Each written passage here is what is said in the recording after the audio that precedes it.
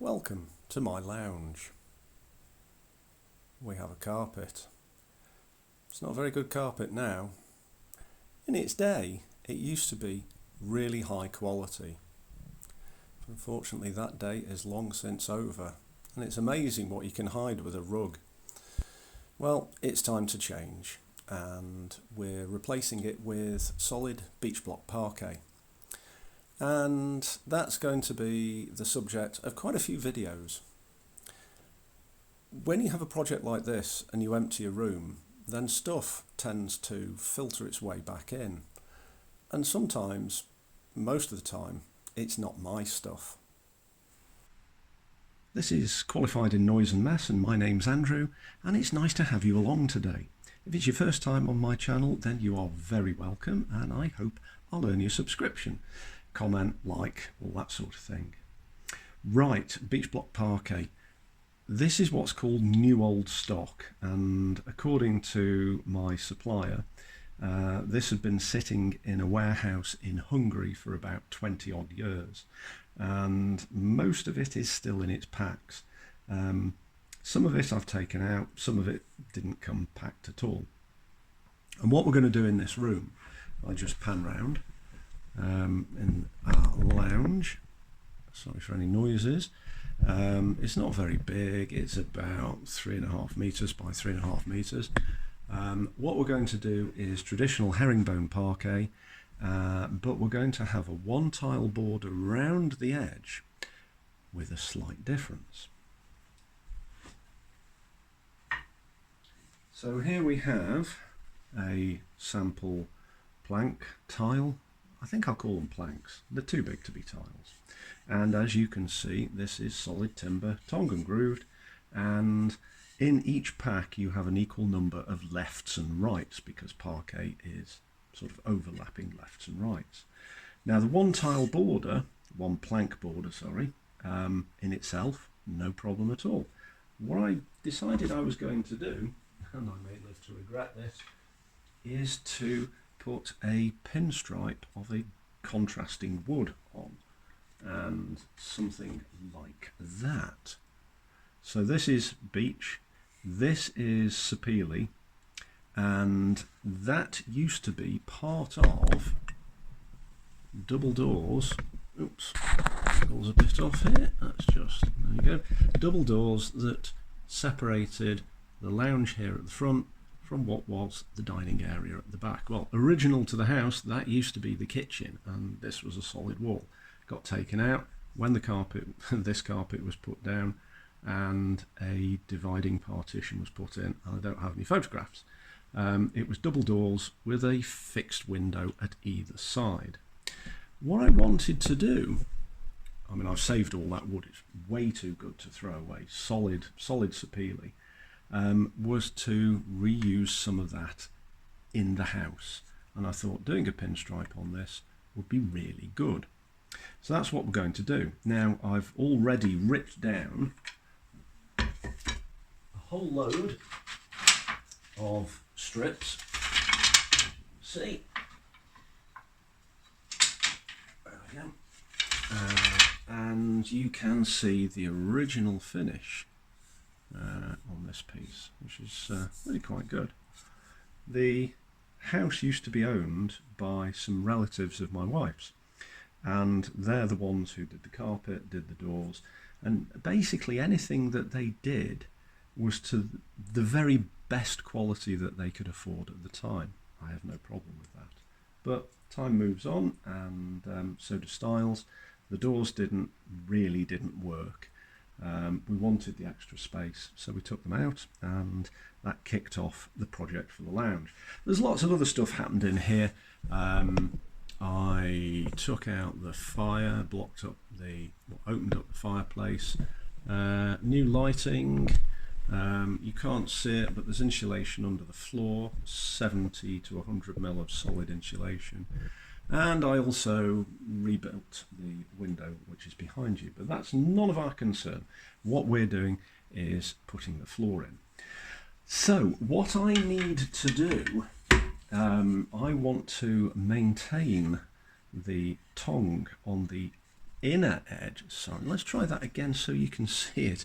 What I want to do is to maintain the tongue on the inner edge of the border planks, but with the Sapele pinstripe included.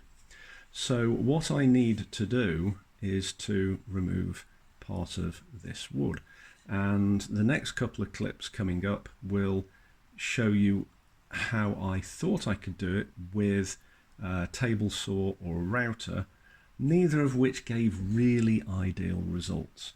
And then I hit on, I don't know why I didn't think of this, the thing that I need to do. So let me just pause you while I get a couple of trial pieces.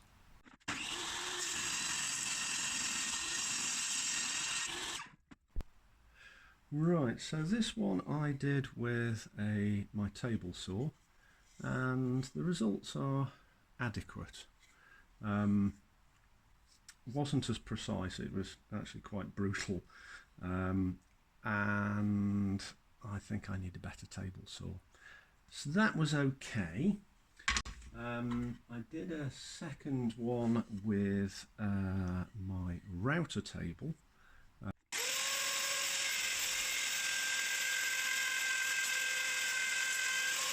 Which is just a little tiny one. It really isn't up to the job of handling hardwood. And it gave, so-so results. The third one, which I'm not going to show you just yet, because you need to say how I achieved it, is the way that I'm going to do it in, well, okay, production. And I have all those to do. There's about 30 odd planks to do to go around the room. What I'm also going to do, which is quite important, well, not important, but something that I'm going to do. Right, this is where the partition was, and you can see where the fixed light was and the openers were there. And this is where we're living at the moment. It's very cozy, but it's not where we want to be. Eventually, I'm doing this half now, I'm going to do that half after. But what I'm going to do is to treat this, as far as the floor is concerned, as 2 rooms. So I'm going to have the border coming round here at the partition, and then on the other side border will go along there, and in the middle I'll just have parallel planks, so that excuse me, if at some point in the future somebody, us or whoever has the house after us, decides they want to put a partition in or to separate this into 2 rooms, then they can do that and they don't lose the pattern, or the pattern doesn't like disappear under a wall. So that all they would have to in theory do is just take up the parallel planks in the middle, and you've got 2 completely separate rooms.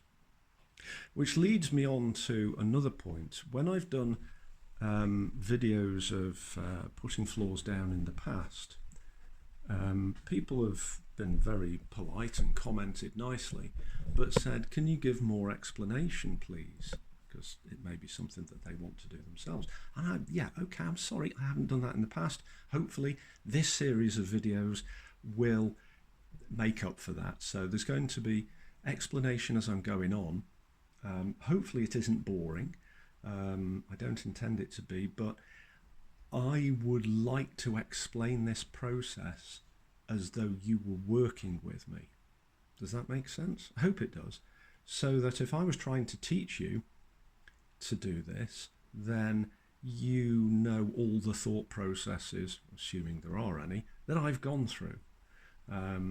Or if you were my customer, I would want to explain to you what I'm doing, well, if that's what you wanted to hear.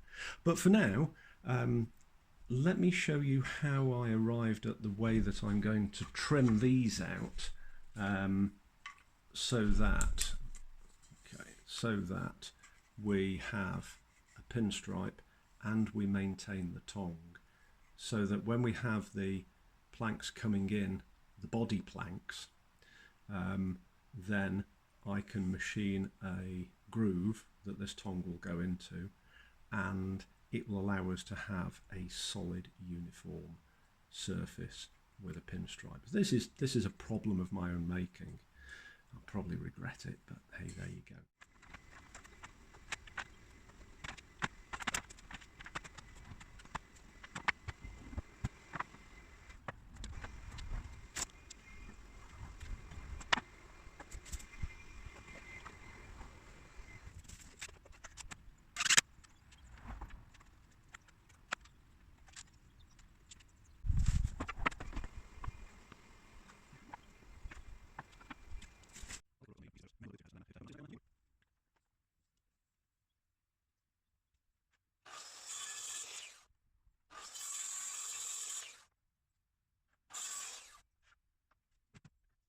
a final bit of overview of the way that I'm going to approach this job. Let's just go back.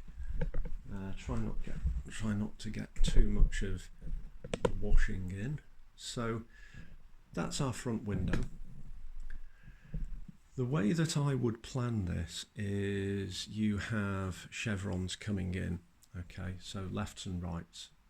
I would plan it so that, unless there's any other particular reason, the longest sight line is where the points are pointing, so dump, that way. And I would centre the pattern on the centre of the room, which just also happens to be the centre of the radiator. So the centre of my pattern is going to be there, and it will work out evenly. Now what you do find, because no rooms are ever square or rectangular, in as much as no corners are ever at 90 degrees. Fortunately, they all add up to 360, otherwise you'd have a really big problem with your room. There'd be a gap in the walls, not a good thing. So I expect that, for example, let me go and demonstrate.